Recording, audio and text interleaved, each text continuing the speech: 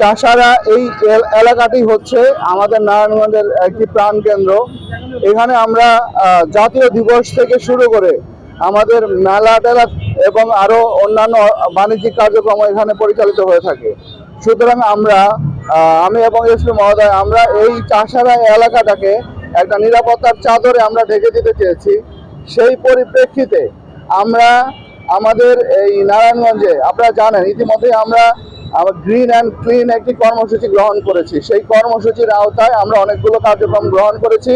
সেই প্রেক্ষাপটে আজকে চাষারাতে এই শহীদ মিনার থেকে শুরু করে বিজয় স্তম্ভ এবং এই ডাক বাংলো মোড় পর্যন্ত, এছাড়া এই পাশে হচ্ছে বালুর মাঠ পর্যন্ত, নূর মসজিদ, এখান থেকে চাষারা থেকে নূর মসজিদ পর্যন্ত, চাষারা থেকে মিশন মোড় পর্যন্ত, চাষারা থেকে আর্মি মার্কেট পর্যন্ত, এই সমস্ত এরিয়া আজকে আমরা সিসিটিভির কাভারেজে নিয়ে এসেছি। আমরা চাইলেই এখন এই এরিয়ার মধ্যে কেউ কোনো ক্রাইম করলে আমরা তাকে ডিটেক্ট করতে পারবো। এছাড়া কেউ যদি যত্রতত্রভাবে কোনো অবৈধ পার্কিং করে আমরা সেগুলো ব্যবস্থা নিতে পারবো। 16টির মতো সিসি ক্যামেরা লাগিয়েছি। আমরা এই পুরো শহরটাকে সিসি ক্যামেরার আওতায় নিয়ে আসবো ইনশাল্লাহ। এই সিসি ক্যামেরার অ্যাক্সেস থাকবে পুলিশ সুপার মহোদয়ের কাছে, ডিস্ট্রিক্ট ম্যাজিস্ট্রেটের কাছে থাকবে, পুলিশের যে ক্রাইম ইউনিট আছে তাদের কাছে থাকবে এবং আমাদের ওসি সাহেবের কাছে থাকবে।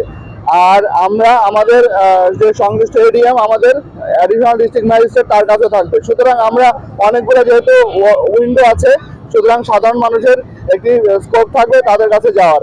ফুটেজের আওতায় থাকলে আমরা তাৎক্ষণিকভাবে ব্যবস্থা যেমন নিতে পারবো, কেউ যদি ঘটনা ঘটিয়ে চলেও যায় তাহলেও তাকে আমরা পরবর্তীতে আইনের আওতায় আনতে পারবো। তার কারণে এই ফুটেজগুলো সব আমাদের কাছে স্টোরেজ করা থাকবে। সুতরাং আমি আশা করি যে নারায়ণগঞ্জের এই যেসব অপরাধ প্রবণ এইসব পয়েন্টগুলোতে অপরাধ অনেক কমবে বলে আমি আশা করি। ধরে একটু তাকাবো, 1 2 3 গো।